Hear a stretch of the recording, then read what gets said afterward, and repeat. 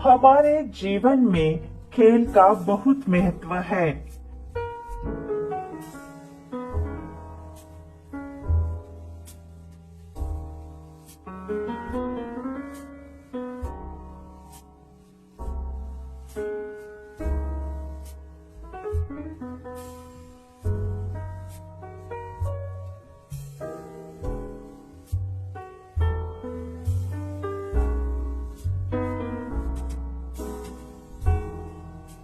खेल खेलने से हमारे शरीर में स्फूर्ति और ताजगी आती है।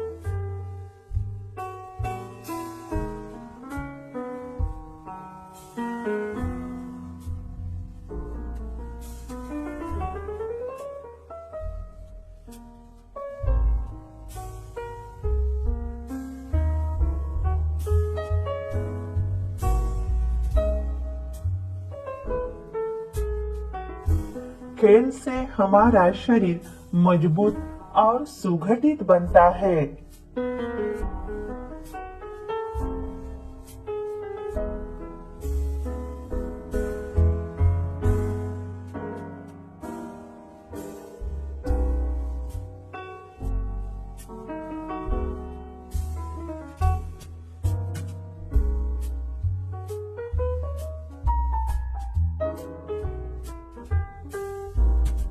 खेल खेलने से हमारा शारीरिक और मानसिक विकास होता है।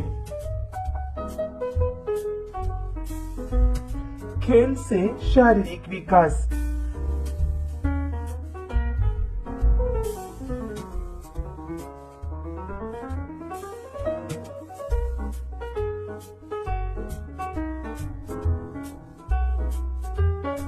खेल से हमारी शारीरिक स्थिति में सुधार आता है।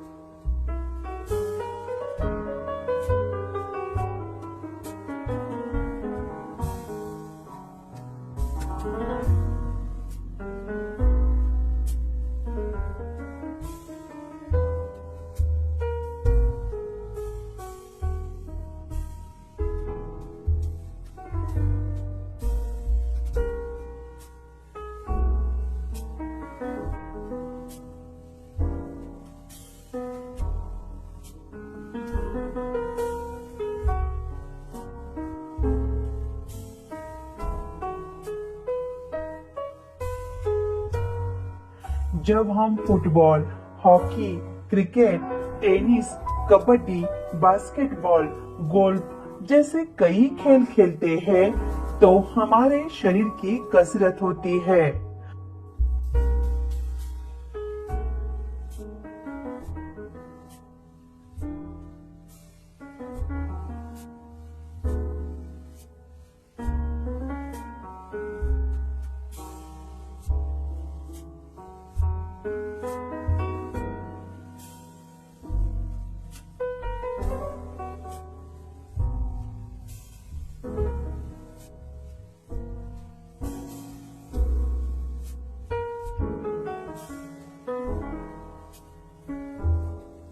हमारी हड्डियों, मांसपेशियों और लिगामियों की मजबूती बढ़ती है।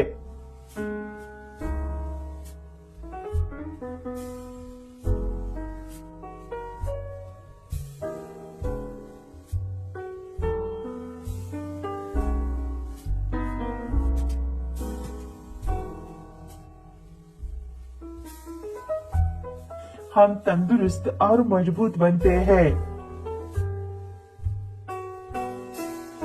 खेल से मानसिक विकास।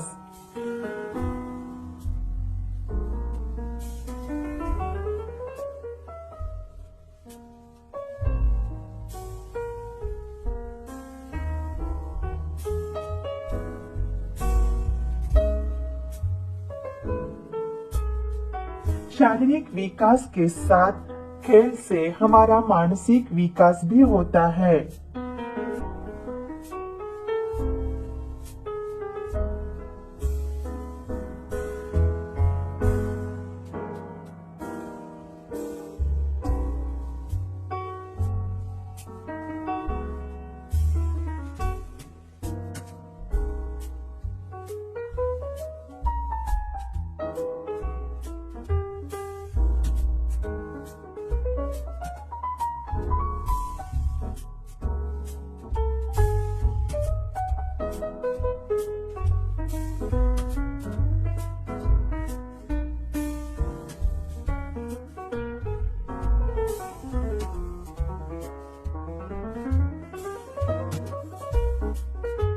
शतरंज, कैरम बोर्ड, लूडो, सांप सीढ़ी जैसे खेलों से हमारा मस्तिष्क अच्छी तरह से काम करने लगता है।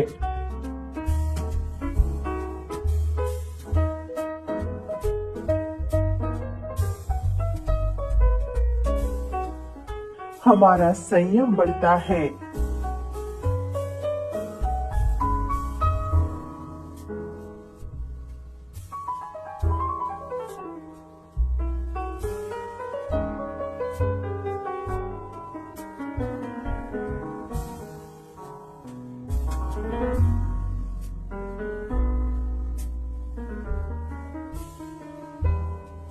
अनुशासन, नैतिक मूल्य, संघर्ष करने की क्षमता खेलों से बढ़ती है।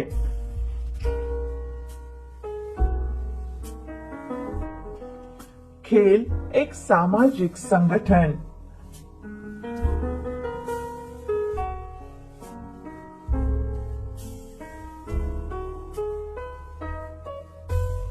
खेल एक महान सामाजिक संगठन है।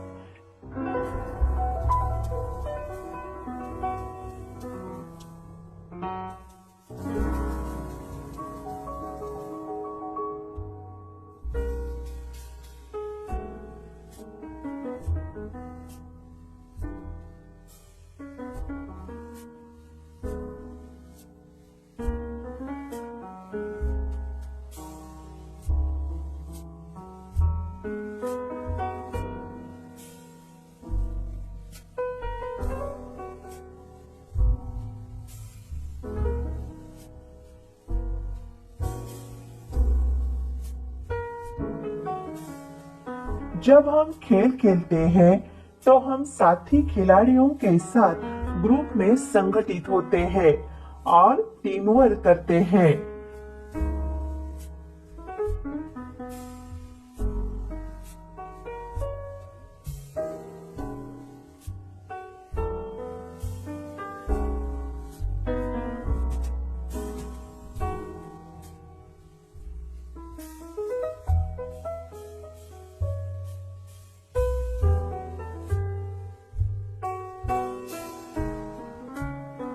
इससे हमारे सामाजिक और संगठनात्मक कौशल विकसित होते हैं।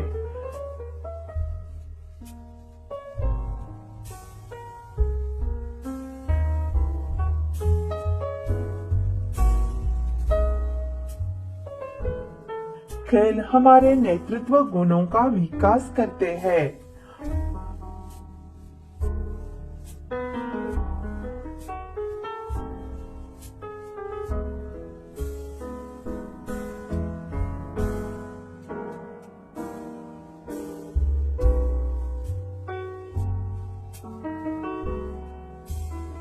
हमें संघर्ष के साथ सामर्थ्यपूर्ण व्यवहार करने का मौका देता है। उपसंहार।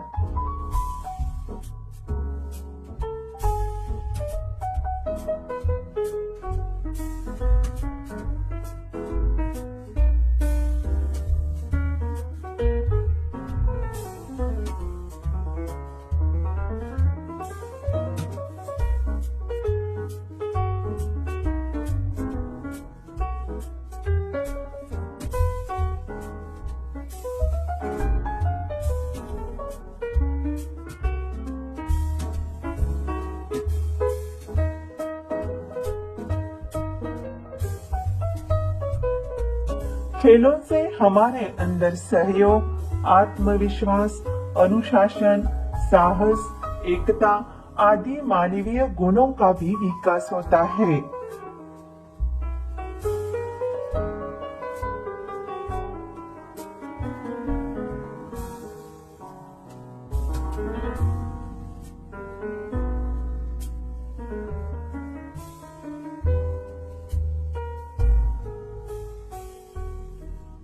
खेल हमें सफल जीवन जीने में मदद करता है।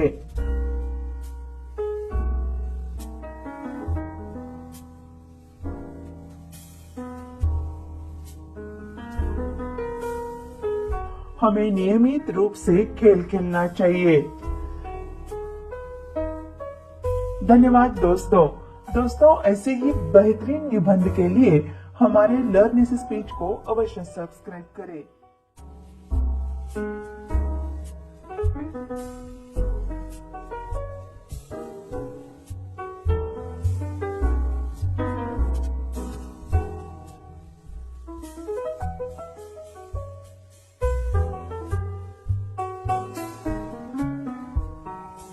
पर्यावरण सभी जैविक और अजैविक घटकों से बना है।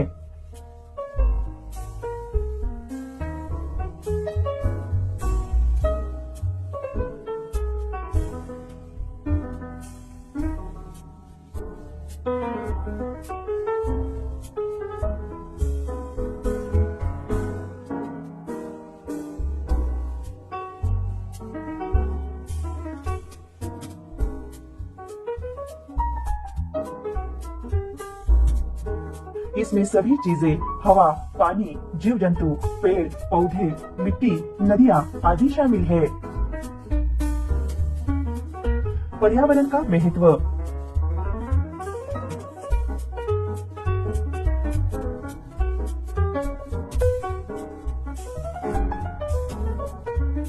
पर्यावरण का हमारे जीवन में बहुत महत्व है।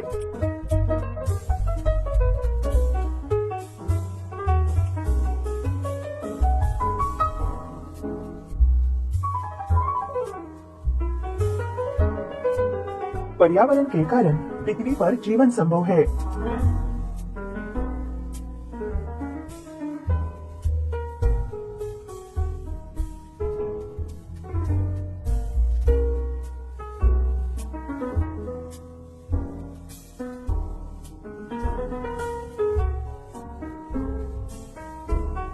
यदि हम जीवित हैं, तो उसमें पर्यावरण का बहुत बड़ा योगदान है।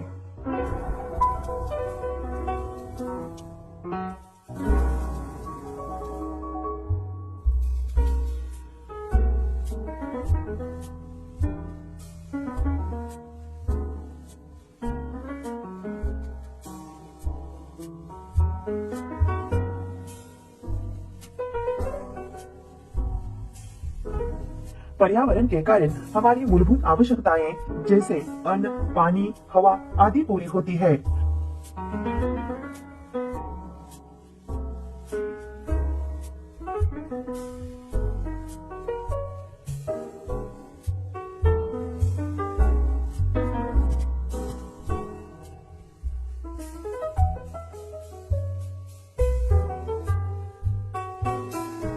एक अच्छा और स्वच्छ पर्यावरण हमें बेहतर जीवन जीने में मदद करता है। पर्यावरण पर मानव का प्रभाव।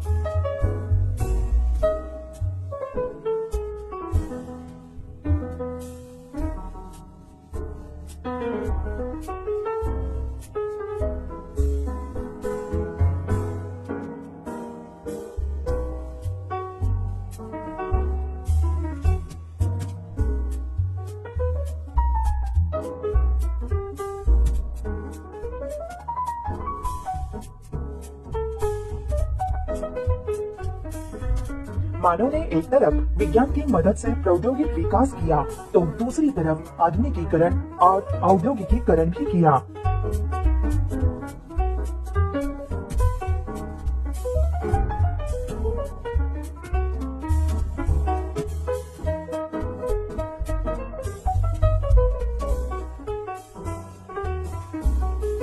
उद्योगों से निकलने वाला धुआं प्रदूषण पैदा कर रहा है।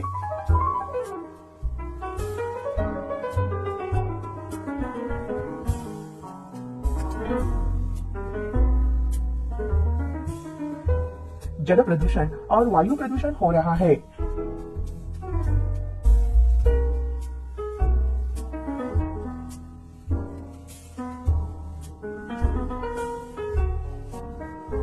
जंगल कटाई के कारण मृदा प्रदूषण हो रहा है।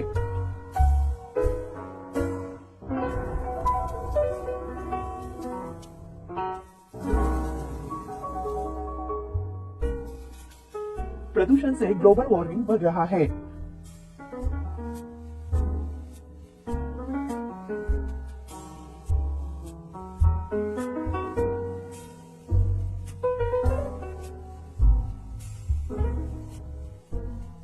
यह किसी गांव शहर की समस्या नहीं बल्कि विश्व की समस्या है। पर्यावरण संरक्षण के उपाय।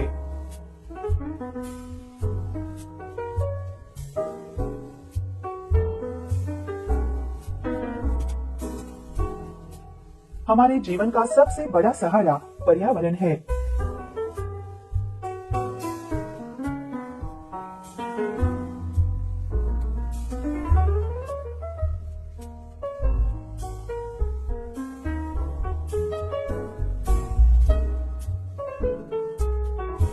इसे बचाना हमारी जिम्मेदारी है।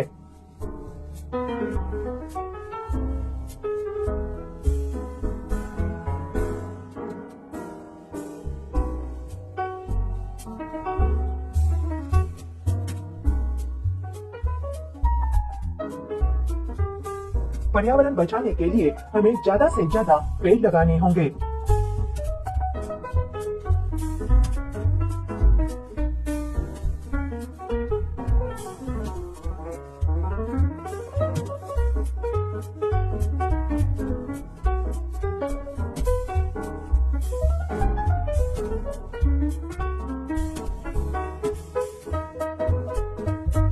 उद्योगों से निकलने वाले दूषित पदार्थों का सही तरह से निस्तारण करना होगा।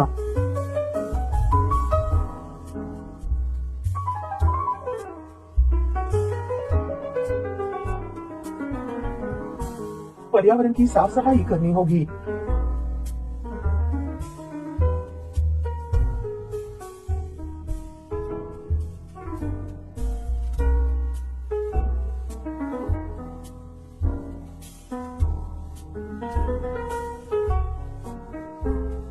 प्राकृतिक संसाधनों का विवेकपूर्ण उपयोग करना होगा।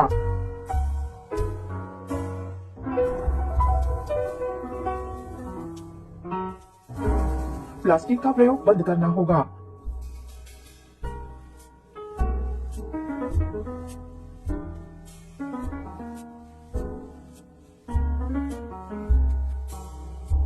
पर्यावरण दिवस पर लोगों को जागरूक करना होगा।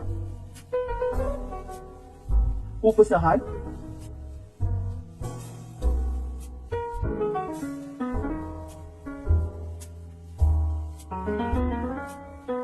पर्यावरण हमारे लिए अनमोल है।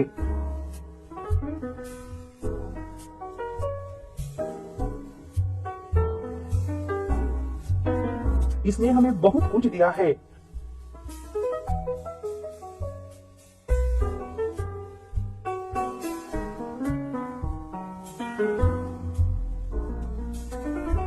पर्यावरण के कारण आज हम सांस लेते हैं।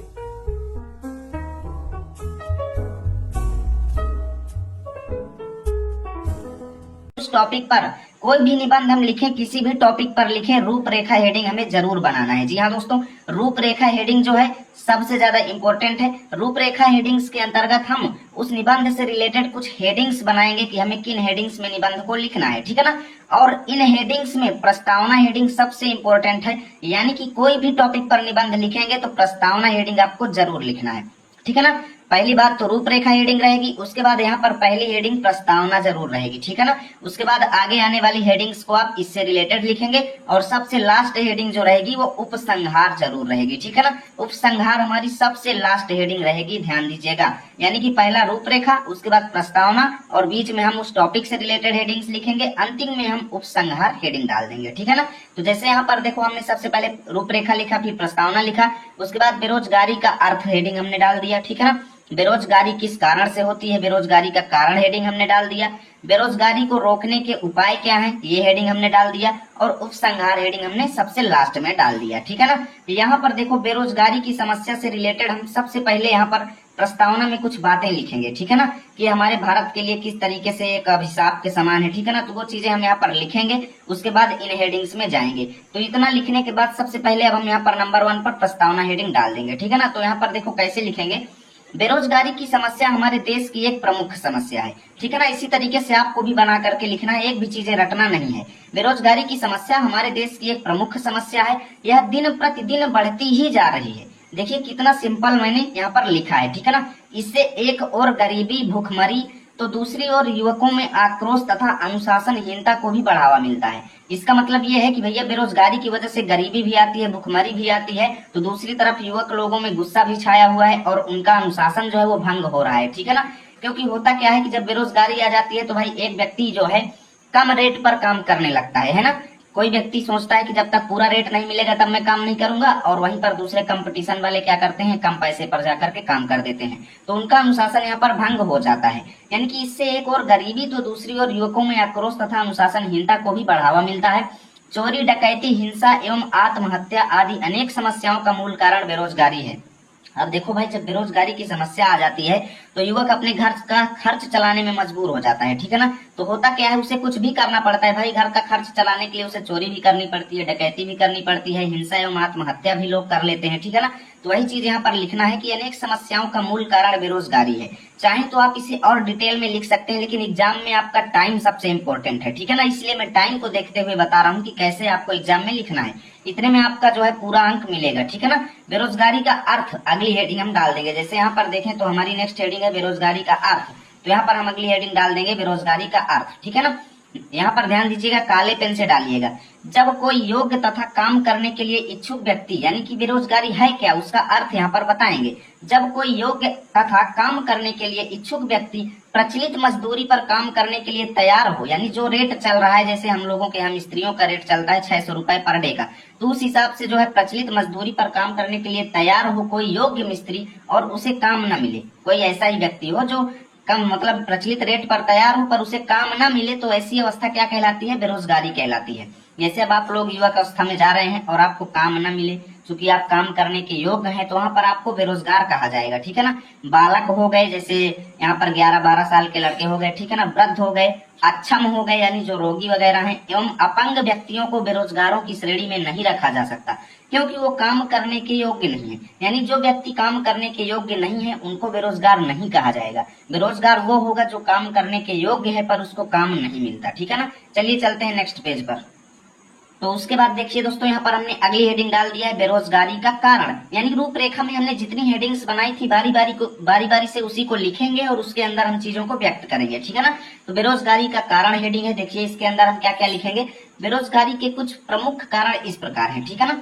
जनसंख्या में तीव्र गति से वृद्धि हो गया, शिक्षा का अभाव हो गया, यानी इन चीजों की वजह से बेरोजगारी बढ़ती है। भाई जनता ज्यादा तेजी से बढ़ रही है तो लोगों को उतना रोजगार कहाँ उपलब्ध हो पाएगा, ठीक है ना। शिक्षा का अभाव मतलब लोग पढ़े लिखे नहीं है भैया, कोई किसी के 10 बच्चे हैं, किसी के 12 बच्चे हैं, किसी के 15 बच्चे हैं, तो ये पुराने जमाना के लोगों की वजह से सब हुआ है, ठीक है ना। तो वही चीज बता रहे हैं कि शिक्षा का अभाव हो गया, जनसंख्या में तीव्र गति से वृद्धि हो गया, वैज्ञानिक उपकरणों का अधिक मात्रा में उपयोग हो रहा है, ठीक है ना। अनेक प्रकार की मशीनों का निर्माण हो रहा है, यानी जैसे जेसीबी बनाई गई।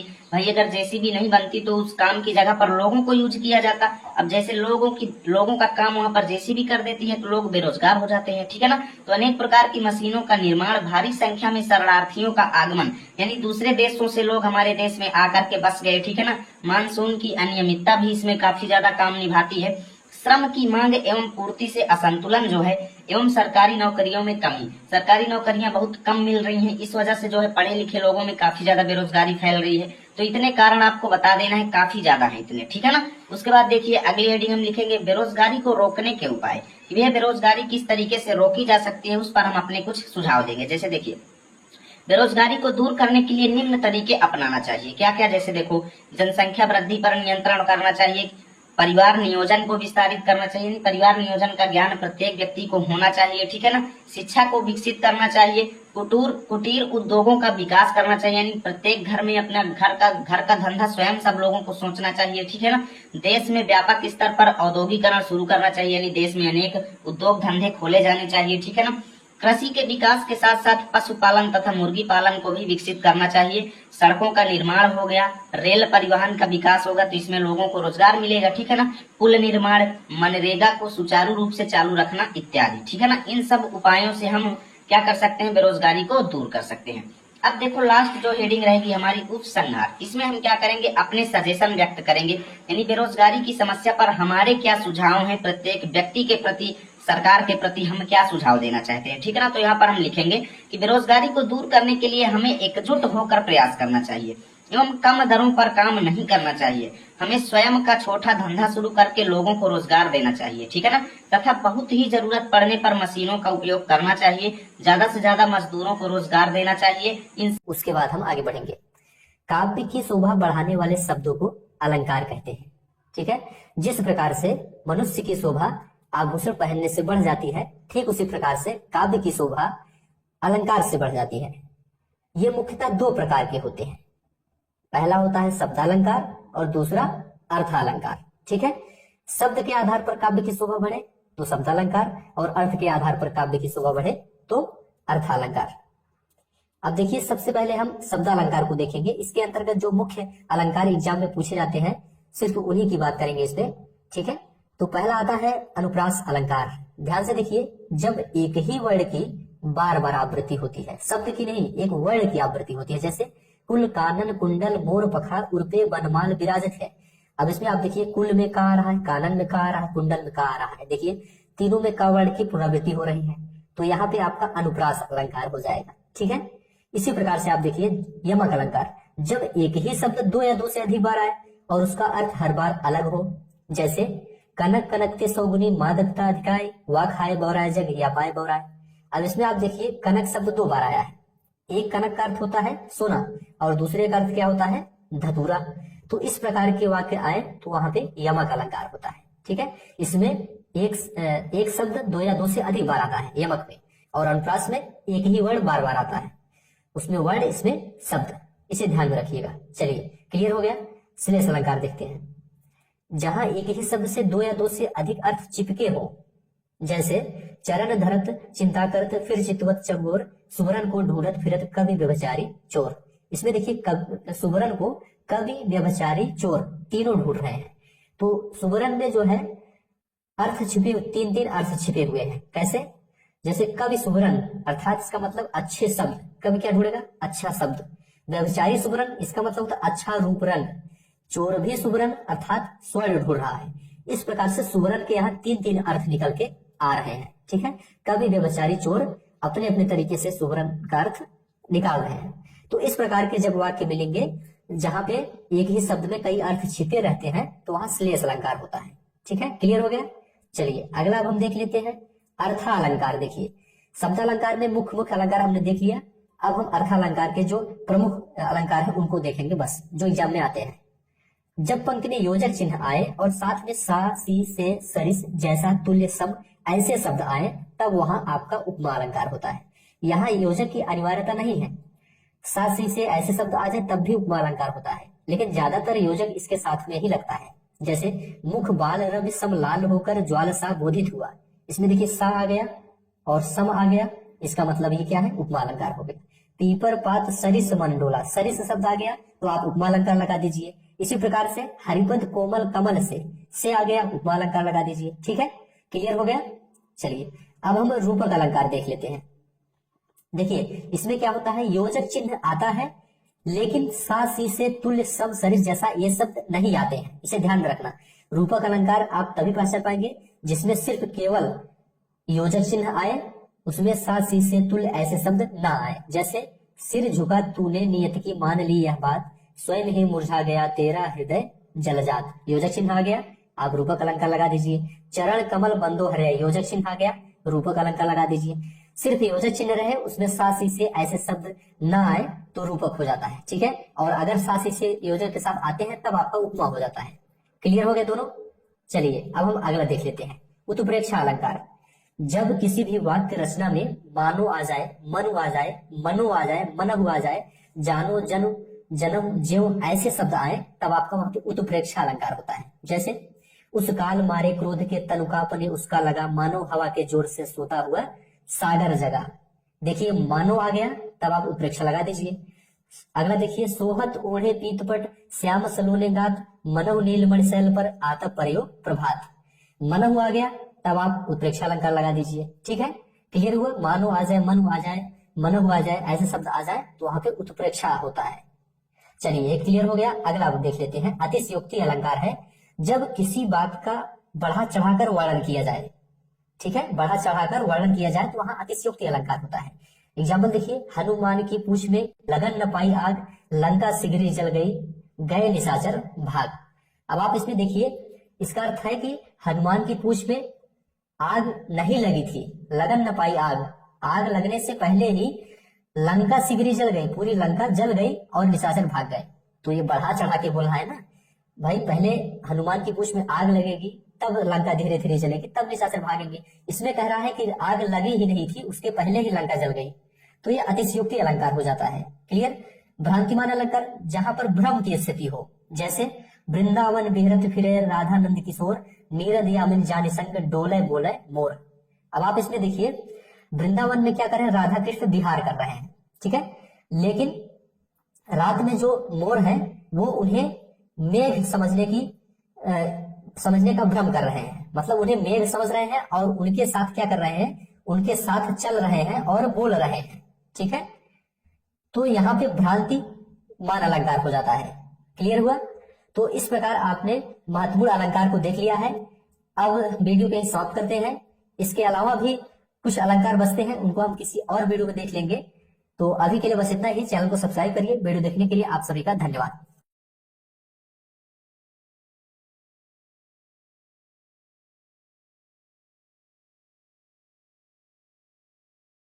एक वीडियो का नोटिफिकेशन सबसे पहले आप तक पहुंचो, ठीक है। अब देखिए, प्रार्थना पत्र जो है किसके लिए, मतलब बता रहा हूँ, बीमारी के कारण।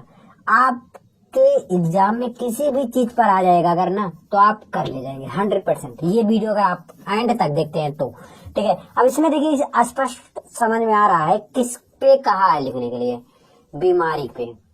बीमार हूँ, प्रधानाचार्य यानी कि स्कूल में जाके हमारे ये लेटर दे देना, मतलब यही कहा गया है ना इसमें। समझा रहा हूँ आपको अच्छे से, ठीक है भाई। अब देखिए स्टार्ट कैसे करेंगे। सबसे पहले लिखेंगे सेवा में। क्या लिखेंगे, सेवा में। राइटिंग बढ़िया रखना भाई, बस सेवा में बूंदी दे रखना, थोड़ा ऐसे कर देना, थोड़ा देखने में अच्छा लगेगा, है ना। ऐसे करेंगे तो हो जाएगा सेवा में। फिर सेवा में के लिखे के बाद लिख देना माननीय, क्या लिखेंगे, माननीय प्रधानाचार्य। किसको दे रहा हूं, प्रधानाचार्य। जिसको देंगे यहीं पर लिखेंगे प्रधानाचार्य, माननीय प्रधानाचार्य महोदय। किसको देना है, प्रधानाचार्य महोदय को। जैसे आपके स्कूल का नाम है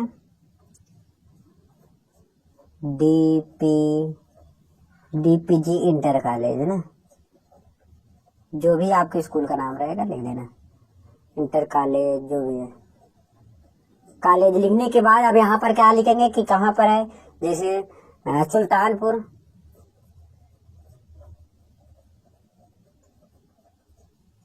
सुल्तानपुर कहाँ पर, उत्तर प्रदेश। ऐसे लिख देना। इतना लिखने के बाद तुरंत आप लिखेंगे विषय, जो आपका मेन होता है, जिससे आपका नंबर मिलता है। अब इसको लिख देंगे ना, अब आपका नंबर निर्धारित हो जाता है, क्योंकि एग्जामिनर जो होता है वो आप विषय चेक करता है। मैं बार बार बता रहा हूँ। तो विषय किस पे आप लिख रहे हो, प्रार्थना पत्र, बीमारी पे। तो लिखोगे बीमारी के कारण, बीमारी के कारण अवकाश हेतु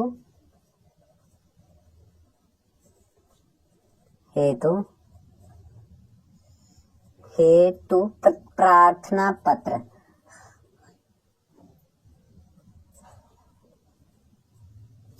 ठीक है। इतना लिखने के बाद विषय में क्या लिखेंगे, बीमारी के कारण अवकाश हेतु प्रार्थना पत्र। इतना लिखने के बाद आप लिखना आप स्टार्ट करिएगा। यहाँ पर लिखिएगा महोदय। क्या लिखेंगे, महोदय। फिर यहाँ थोड़ा कामा लगाइए, फिर यहाँ से लिखिए सविनय निवेदन। देखिए, अब एक चीज पहले, बीमारी पे क्या चीज कहाँ से लिखेंगे, ये जो चीज लिखा है ना, दिख रहा है जो लिखा है इसमें, किसके दिया है, बीमारी के। अब गंदगी के लिए भी आ सकता है, तो यहाँ पर लिखिए गंदगी के कारण अवकाश हेतु प्रार्थना पत्र। ये सब में जोड़ देना, अवकाश हेतु प्रार्थना पत्र। ठीक है, बस लिखिए सविनय निवेदन यह है, सविनय निवेदन यह है कि आपके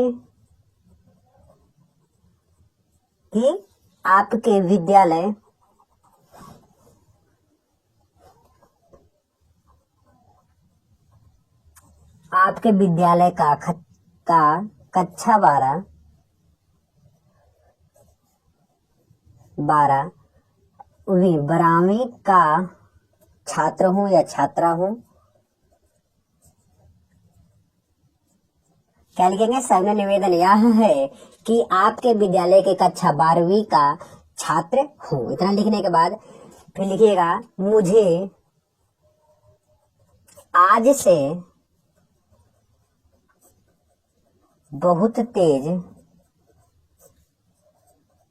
क्या हुआ है? बहुत तेज बुखार हुआ है, ऐसे भी लिख सकते हैं ना, बहुत तेज बुखार हुआ है। इतना किस पे लिख रहे हो? बुखार पर ही लिख रहे हो ना, तो यहाँ पर लिखेंगे बुखार हुआ है। फिर यहाँ से लिखिए अस्पताल के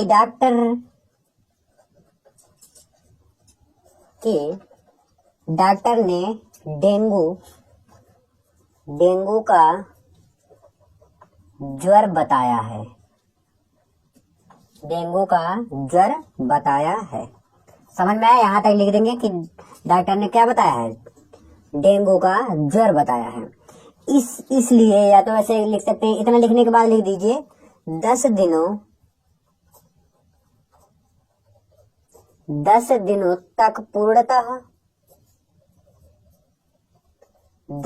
तक पूर्णतः विश्राम करने, यानी कि आराम करने,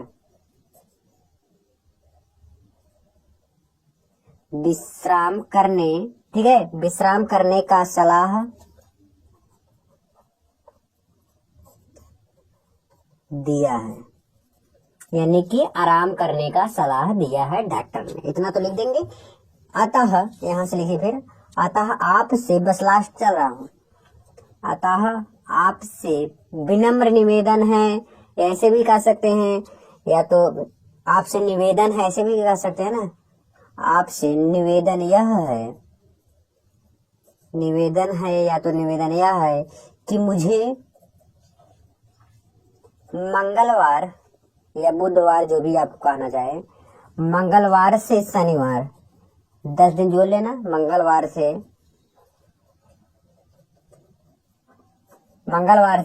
शनिवार तक अवकाश प्रदान करें।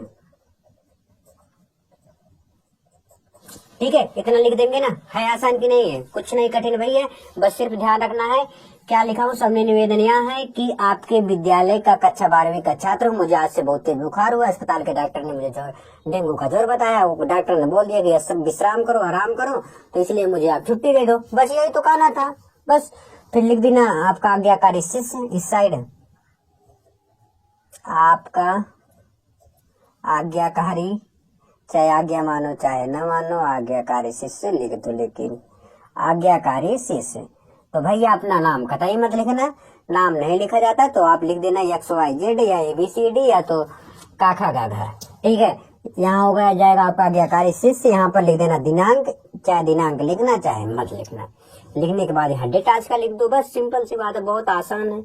मुझे लगता है कि आप सबको जरूर समझ में आया होगा। यदि समझ में आया तो प्लीज यार लाइक करिए। अभी तक चैनल को सब्सक्राइब नहीं किया तो चैनल को सब्सक्राइब करके बेल आइकन प्रेस कर लें, जिससे कि आने वाला हर एक वीडियो का नोटिफिकेशन सबसे पहले आप तक पहुंचे। और एक चीज, आप सबको अब किस चीज पे वीडियो चाहिए? वैसे तो मैं आज के बाद कोई भी ऐसा क्वेश्चन एग्जाम में ऐसा नहीं होगा जो आप एक नैनो सेकंड में टिक ना कर पाए। तो याद रखिएगा, बहुत बेहतरीन तरीके से सारी ट्रिक्स को आपके माइंड में सेट करूंगा, और कोई भी क्वेश्चन आपका आएगा तो 1 सेकंड नहीं लगेगा कि आप आंसर क्लिक कर जाओगे।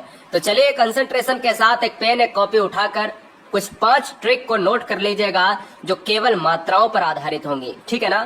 केवल मात्राओं पर, और दुनिया का कोई भी शब्द आ जाए तो भैया एक बार में लॉक करना, आंसर 100% सही हो जाएगा। हर बहन हर भाई के लिए यहाँ पर बताना चाहेंगे कि पहली परिभाषा से ही एक क्वेश्चन बन जाता है। क्वेश्चन क्या बनता है? समास और संधि में, दोनों में बच्चे कंफ्यूज रहते हैं। देखिएगा, संधि किसे कहते हैं? तो 2 वर्णों के परस्पर मेल से। इस वर्ण को हमेशा याद रखना। और जब क्वेश्चन में पूछा जाता है कि ये बताइएगा कि समास किसे कहते हैं, तो समास में लिखा होगा कि शब्दों के मेल से।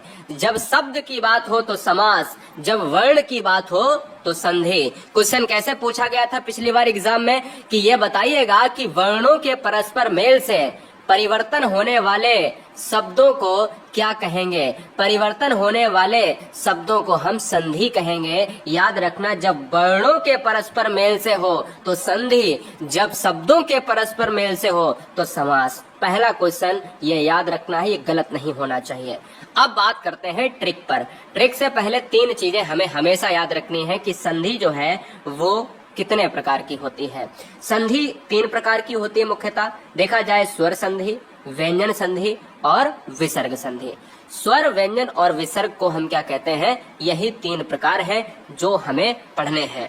क्वेश्चंस कहाँ से बनते हैं? क्वेश्चंस स्वर संधि से बनते हैं, सबसे ज्यादा बनते हैं, दूसरे नंबर पर व्यंजन और तीसरे नंबर पर विसर्ग। तो चलिए जानते हैं कि स्वर संधि को किस तरीके से हम ट्रिक के माध्यम से अपने दिमाग में सेट करें जो कभी गलत ना हो।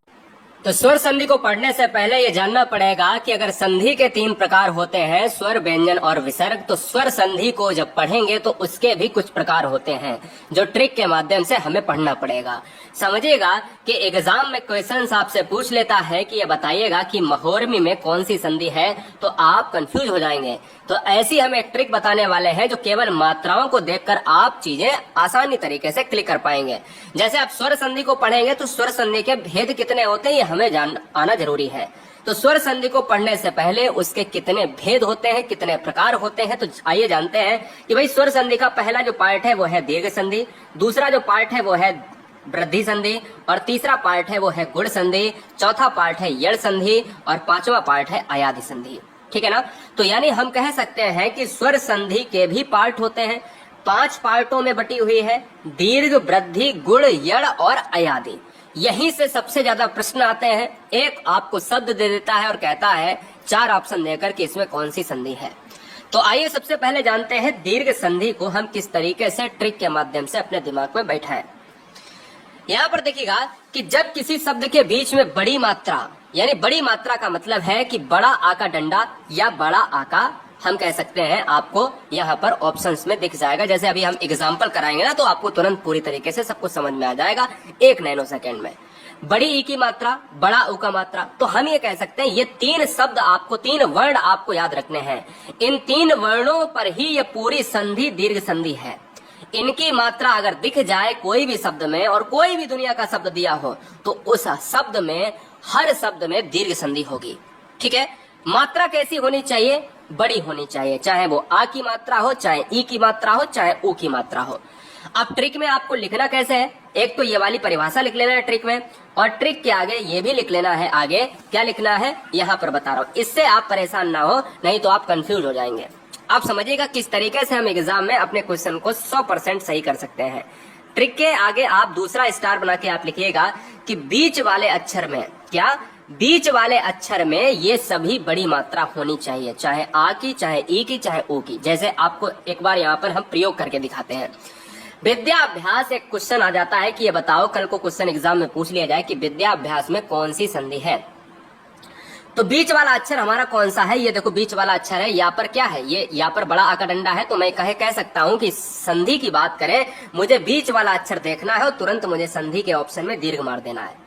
गिरीश में कौन सी संधि है अगर पूछा जाए, तो गिरीश में आप रा के ऊपर देखिए बीच वाले अक्षर में बड़ी की मात्रा है या बड़ा का डंडा है या बड़े ऊ की मात्रा है, तो आप कहोगे सर 3 में से एक है, यानी बड़ी ई की मात्रा है, तो संधि कौन सी हो जाएगी? दीर्घ हो जाएगी।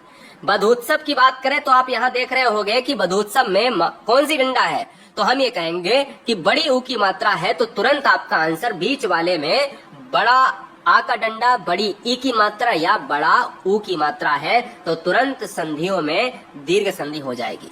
ठीक है? केवल हमें बीच वाले अक्षर पर फोकस करना है।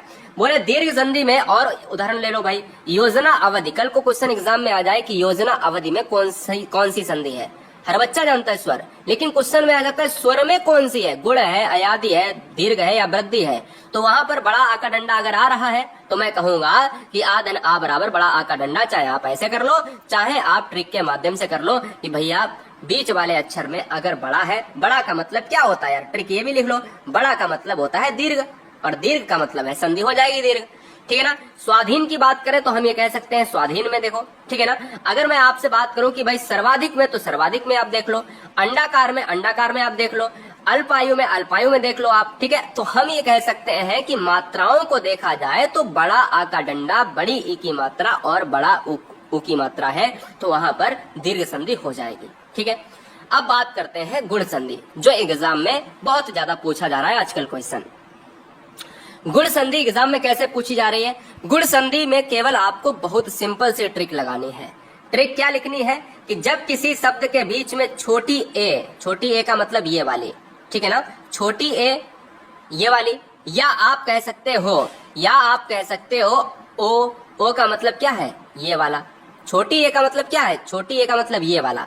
और छोटा ओ का मतलब क्या है? एक तो बड़ा ओ ऐसे हो जाता है, और एक जो है आपका क्या हो जाता है? ओ हो जाता है छोटा। तो आप ये कह सकते हो कि अगर इस डंडे के ऊपर ये मात्रा है और अर आ रहा है, ऋषि आ रहा है, तो वहां पर दुनिया के हर शब्द में गुण संधि होगी। जैसे इस री को पहले बाद में हम देखेंगे। क्वेश्चन में क्या था? क्वेश्चन में अगर कल को आ जाए कि ये बताओ कि राकेश में कौन सी संधि है, तो आप यार याद रखो कि इस डंडे की बात कर रहा है, इस डंडे के ऊपर एक मात्रा अगर है तो दुनिया की गुण संधि होगी। आप ट्रिक में कैसे लिखोगे कि आपको ट्रिक में ऐसे लिखना है कि अगर मात्रा ए की है, छोटे ए की, और या ओ की है, यानी इस डंडे के ऊपर ये मात्रा आपको दिखनी चाहिए।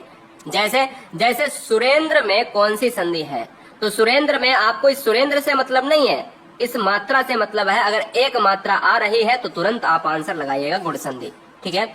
गणेश में कौन सी संधि है? इस गणेश से मतलब नहीं है, इस मात्रा को देखिएगा, अगर डंडे के ऊपर एक मात्रा है तो तुरंत आप गुण संधि लगाइएगा। हमें सूर्योदय में देखिएगा, सूर्योदय में हमें इस सूर्योदय से मतलब नहीं है, हमें तो इस मात्रा को देखना है, अगर एक मात्रा है तो गुण संधि लगानी है। हमें यहाँ पर महोत्सव में देखना है, महोत्सव मुझे ए और ओ से मतलब नहीं है, हमें मात्रा इस डंडे के ऊपर देखना है कि इस डंडे के ऊपर मात्रा एक है तो गुण संधि होगी, ठीक है ना। तो यहाँ पर महोत्सव हुआ, यहाँ पर यथेष्ट हुआ। इस मात्रा की बात करें तो यहाँ पर क्या है? महेश्वर। देखिए महेश्वर में क्या है? महेश्वर में भी आपकी एक मात्रा दी गई है हा के ऊपर, जलोर में एक मात्रा दी गई है, महोर्जा में एक मात्रा दी गई है। अब बात करते हैं ये वाले दो क्वेश्चन। ये दो क्वेश्चन यहाँ पर और समझाने की बात है कि अगर ब्रह्मर्षि आ जाए, महर्षि आ जाए, ठीक है ना, कुछ भी आ जाए, ऋषि वाले वर्ड अगर आ जाए तो वो भी वहां पर आपको गुण संधि लगानी होगी। ये भी क्वेश्चन में हमेशा याद रखना। तो तीन कॉन्सेप्ट ये वाले हैं, तीन मात्राओं के ऊपर पूरा गुण संधि है। दुनिया में कोई भी संधि आ जाए लगा दोगे, मुझे पता है, लगा दोगे ना, बिल्कुल लगा दोगे। अगर एक मात्रा है तो गुण संधि लगेगी, यही ट्रिक आपको लगानी है। गुण संधि के बाद आपको यड़ संधि देखना है। यड़ संधि से पहले हम आपको वृद्धि पढ़ा देते हैं, यड़ संधि बाद में अभी पढ़ाएंगे, वृद्धि पहले पढ़ लो, समझिएगा। अभी मैंने कहा आपको वृद्धि लिखनी है, ठीक है ना, यड़ बाद में लिखनी है, वृद्धि के बाद, समझ में आ जाएगा, इसलिए मजा आ रहा है। देखिए हमने अभी आपसे कहा कि डंडे के ऊपर एक मात्रा है तो गुण संधि हो जाएगी, कोई दिक्कत। अगर मैंने कहा आपसे कि अगर दो मात्राएं मैं कर दूं डंडे के ऊपर, तो एक बढ़ने का मतलब क्या है? एक की बढ़ोतरी अगर मैं कर दूं तो बढ़ने को हम क्या कहते हैं? वृद्धि कहते हैं ना। तो बस इतना ही याद रखना, यही ट्रिक है। जब किसी शब्द के बीच में बड़ी एक की मात्रा यानी ये मात्रा, और जब ऐसी मात्रा बड़े औ की मात्रा, तो वो भी हमें इससे क्या मतलब? डंडे से हमें इस डंडे के ऊपर देखनी है क्या दो मात्राएं हैं। तो अगर दो मात्राएं आ रही हैं तो वृद्धि संधि होगी। तो आपको ट्रिक में क्या लिखना है? आपको ट्रिक में ये लिखना है कि इसके ऊपर दो मात्राएं होंगी, तो आपको ऐसे लिख लेना है, इस तरीके से यहाँ पर वृद्धि लिख देना, ऐसे ही बना लेना है। और गुण वाले में कैसे लिखना है? एक मात्रा है तो गुण वाले में ऐसे लिख लेना है, ठीक है ना, जैसे राकेश का के ऊपर एक मात्रा। ऐसे ही दोस्त यहाँ पर एक क्वेश्चन आता है कि महेश्वर्य में कौन सी संधि है? तो महेश्वर्य में वृद्धि संधि है। दंत्योष्ट में कौन सी संधि है? दंत्योष्ट में वृद्धि संधि है, ठीक है ना। क्यों? क्योंकि डंडे के ऊपर दो मात्राएं। राजेश्वर्य में कौन सी संधि है? तो राजेश्वर्य में वृद्धि संधि है, यहाँ पर वृद्धि संधि है, यहाँ वृद्धि है। परमौषध में, अरे भाई परमौषध मैंने ऐसे लिखा, परमौषध मैंने ऐसे लिखा, तो मुझे परमौषध से मतलब नहीं है, मुझे इन मात्राओं से मतलब है। तो यहाँ पर संधि क्या हो जाएंगी? वृद्धि हो जाएंगी। मतैक्य में, महोजस्वी में, सभी में वृद्धि संधि है। समझ में आया? तो एक बार सभी बच्चे स्क्रीनशॉट भी ले लें। क्लियर है? कोई भी क्वेश्चन एग्जाम में आए तो यहाँ पर क्वेश्चन हल हो जाएगा। चलिए यड़ संधि की बात कर ले। यड़ संधि में अगर जब किसी शब्द के बीच में या बा रा के साथ अधूरा शब्द आए तो वहां पर यड़ संधि होती है। कितनी सिंपल सी ट्रिक है। या वा रा, जो भी अंतः स्था व्यंजन वर्ड होते हैं ना, उनके ऊपर अगर कोई अधूरा वर्ड आ जाए, आधा लटका हुआ वर्ड आ जाए, जैसे अत्यावश्यक, नद्यार्पण, अन्वित, स्वागत, मात्रांध, पित्रादेश, प्रत्येक, तो हम ये कहेंगे कि इन सभी में आप देख रहे होंगे कि त्रा जो बना है ना, ये त्रा किससे बनता है? आधे ता और रा से बनता है, सभी बच्चे जानते हैं। ये वा के ऊपर, ये देखिए वा है, वा के ऊपर क्या कह रहा है? अधूरा शब्द आया, वा के ऊपर ना अधूरा आया है, या के ऊपर दा अधूरा आया है, या के ऊपर ता अधूरा आया है, ता के ऊपर रा अधूरा आया है ना, ता के ऊपर रा अधूरा आया है, या के ऊपर ता अधूरा आया। तो मैं ये कह सकता हूं कि इन सभी शब्दों में अगर या वा रा के ऊपर अधूरे शब्द हैं, अधूरे वर्ण है, तो वहां पर यड़ संधि होगी। ठीक है, बहुत बढ़िया। चैनल को सब्सक्राइब कर लें। रोजाना हिंदी का मॉक टेस्ट होता है रात के 8 बजे और पूरी तरीके से हिंदी को कंप्लीट कराया जा रहा है विद ट्रिक के साथ। सभी बहनें, सभी भाई गुरुजी वर्ड एग्जाम स्टडी को अच्छी तरीके से देखने की कोशिश करें। और लास्ट की संधि पर हम आते हैं, अयादि संधि। अयादि संधि की ट्रिक क्या कह रही है, ध्यान दीजिएगा। अयादि संधि की ट्रिक कह रही है कि जब किसी शब्द के बीच में या और वा का उच्चारण निकले तो वहां पर अयादि लगा दो। मैंने कहा दिमाग लगाओ ना, अयादि में कितने अक्षर? 3 अक्षर। और जितनी भी संधि अयादि की होंगी वो लगभग 90.99% दोस्त यहाँ पर 3 अक्षर की है। ठीक है, पवन हुआ, पावन हुआ, पावक हुआ, नयन हुआ, शयन हुआ, नायक हुआ, गायक हुआ, भवन हुआ, श्रवण हुआ। अगर कल को श्रवण भी आ जाए क्वेश्चन में, कल को श्रवण भी क्वेश्चन में आ जाए तो वहां पर भी आपको लगाना होगा। ठीक है ना। तो ये नयन, शयन, नायक, गायक, पवन, भवन, पावक, ये सभी संधियां ऐसी हैं जो 3 अक्षर की हैं। और 3 अक्षर की संधि 3 अक्षर के साथ अयादि के साथ जहां पर या वा का उच्चारण निकले आपको। ठीक है ना, बहुत बढ़िया क्वेश्चन है और जबरदस्त तरीके से यहाँ पर क्वेश्चन बनता है। मेरी बात समझ रहे हैं? तो ये क्वेश्चन एग्जाम में अगर ऐसे आते हैं तो आप संधियों से बिल्कुल फ्री हो जाइएगा। अब मैं एक बार और आपको बता देना चाहता हूं यहाँ पर कि संधि के ट्रिक में हमने क्या पढ़ा आज, कि वर्णों के मेल से संधि। संधि 3 प्रकार की, स्वर, व्यंजन, विसर्ग। और संधि स्वर अगर पढ़ते हैं तो 5 भेद होते हैं। एक होता है दीर्घ, वृद्धि, गुण, यड़, अयादि। और अगर दीर्घ को पढ़ना है तो बड़े एक की मात्रा यानी बड़ी मात्रा, बड़ी मात्रा में 3 चीजें, या तो आ की मात्रा, या तो ई की मात्रा, या ऊ की मात्रा। क्यों बड़ी? बड़ी का मतलब है, ट्रिक क्या है, बड़ी, बड़ी का मतलब है, बड़ा का मतलब है दीर्घ। ठीक है, तो दीर्घ संधि में बीच वाले अक्षर को हमें देखना है। संधि को करते समय में बीच वाले अक्षर पर देखना है कि अगर बड़ी आ का मात्रा आ रहा है, बड़ा आ का मात्रा आ रहा है, बड़ी ई की मात्रा आ रहा है, या बड़ा ऊ की मात्रा है, तो वहां पर क्या हमें लगाना है?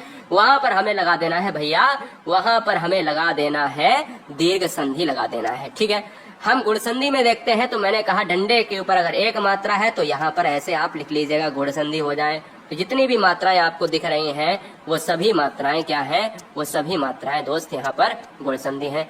यड़ गुण से पहले मैंने वृद्धि को बताया आपको कि वृद्धि संधि में अगर एक मात्रा थी तो मैंने कहा गुण संधि है। अगर मैंने कहा 2 मात्राएं हैं तो वृद्धि संधि हो जाएगी, कोई दिक्कत। तो यहाँ पर जितनी भी मात्राएं 2 की बात करें तो वहां पर आपको लगा देनी है वृद्धि संधि। हमने कहा यड़ संधि है, यावा रा के ऊपर कोई आधा अधूरा वर्ड लटका हुआ है तो मैंने कहा वहां पर क्या हो जाएगा, शब्दों के रूप में वहां पर हो जाएगा यड़ संधि। अगर मैंने आपसे कहा दोस्त अयादि संधि की बात करें तो अयादि संधि में 3 शब्दों की बात करें तो 3 शब्द हैं अयादि संधि के साथ, 3 वर्ड की बात, तो भाई अयादि को लॉक करेंगे।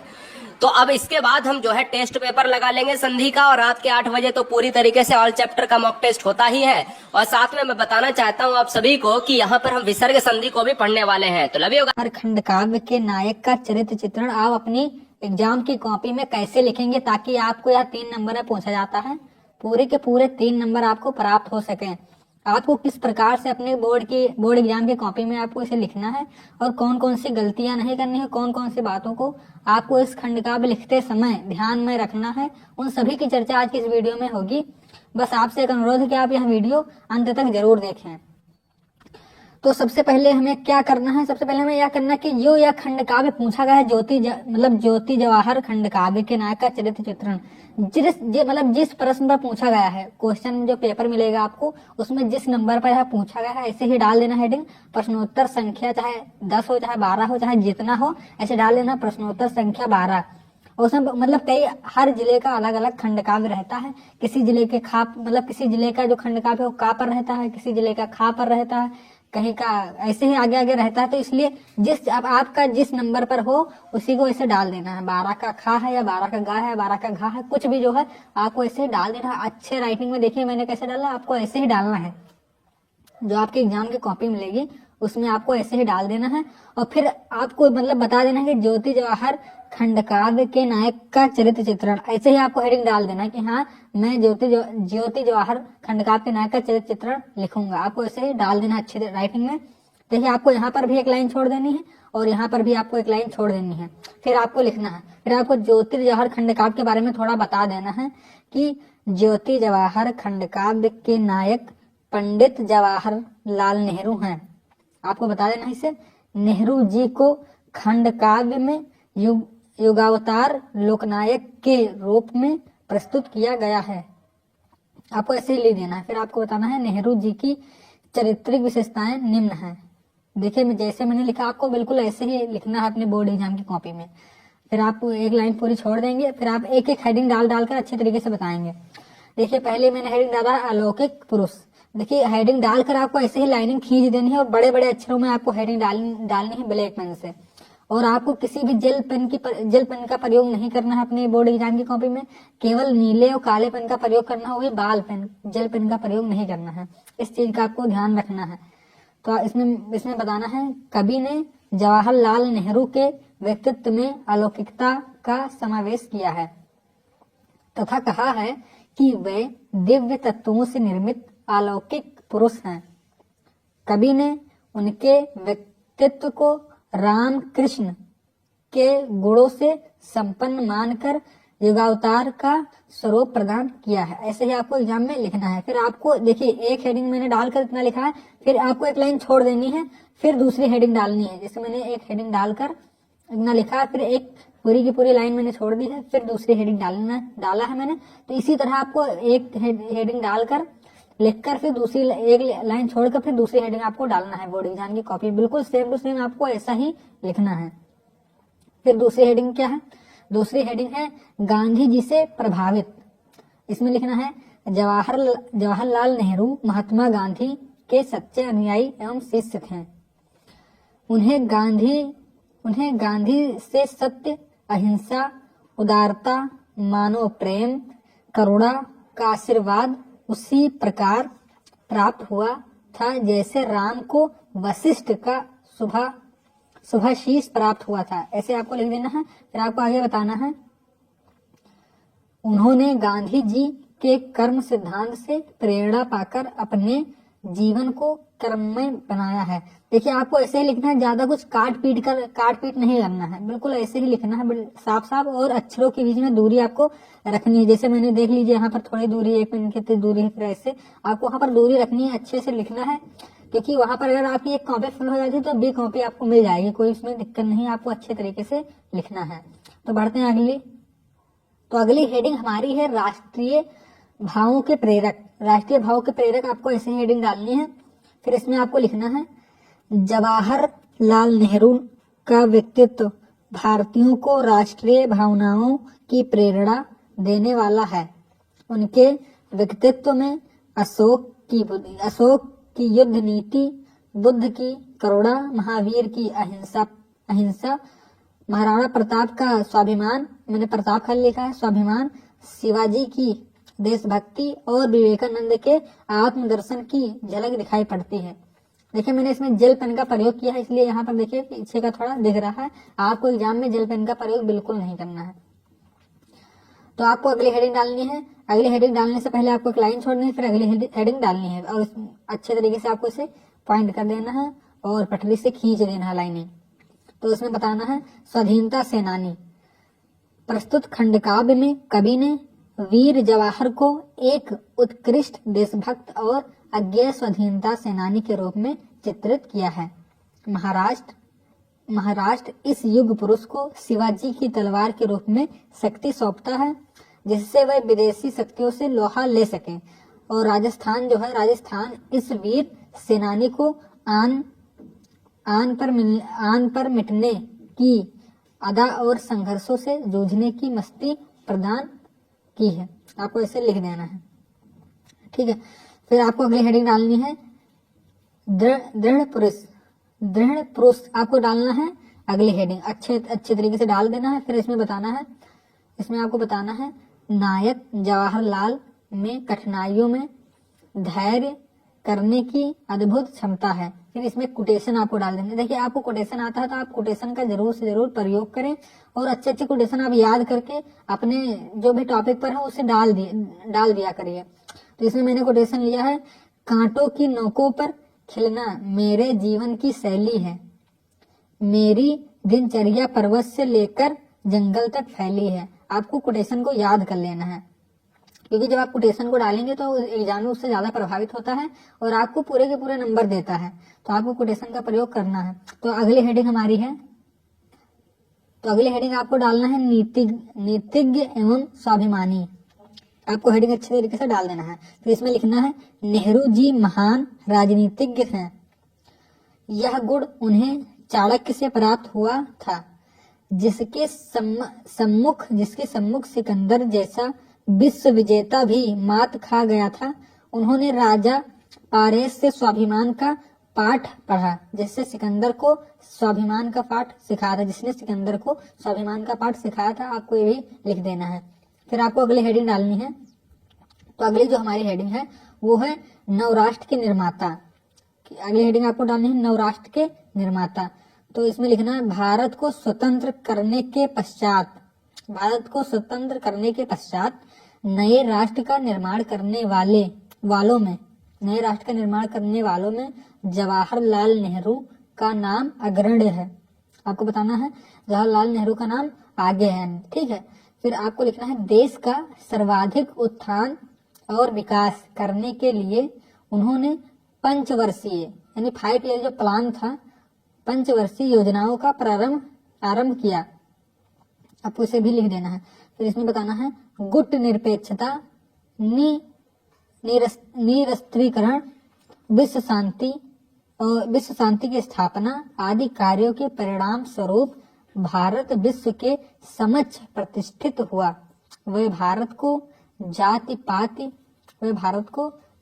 पाति के बंधनों से मुक्त देखना चाहते थे। आपको ये डाल देना तथा सभी धर्मों की एकता में विश्वास रखकर देश को निरंतर प्रगति पथ पर अग्रसर रखना चाहते थे। आपको ऐसे लिख देना है। तो आप अच्छी तरीके से ऐसे ही अपने कॉपी में लिखकर प्रैक्टिस कर लीजिए और इसी तरह आप अपने बोर्ड एग्जाम की कॉपी में लिखना। अगर आप इन सब चीजों को ऐसे ही लिखते हैं तो आपको 3 नंबर का पूछा जाता है, आपको पूरे के पूरे 3 नंबर प्राप्त होंगे। अपने आपकी बोर्ड कॉपी में अगर आप ऐसे ही लिखते हैं तो यह 3 नंबर में आता है और आपको एग्जामिनर पूरे के पूरे 3 नंबर देगा। इसमें एक भी नंबर आपका नहीं कटेगा। बस आप ऐसे ही सीक्वेंस में अच्छे तरीके से आपको लिखना है और ज्यादा कुछ काट पीट नहीं करना है, क्योंकि आप ज्यादा काटे पीटेंगे तो उस एग्जामिनर के मन में भाव बैठ जाता है कि नहीं ये ज्यादा जानता वानता नहीं है और जो भी मतलब कि इधर उधर से तो नहीं लिखा हुआ है, तो इसलिए आपको काटना वाटना नहीं है और अच्छे तरीके से अच्छी राइटिंग में लिखना है और हेडिंग को बड़े अक्षरों में डालना है।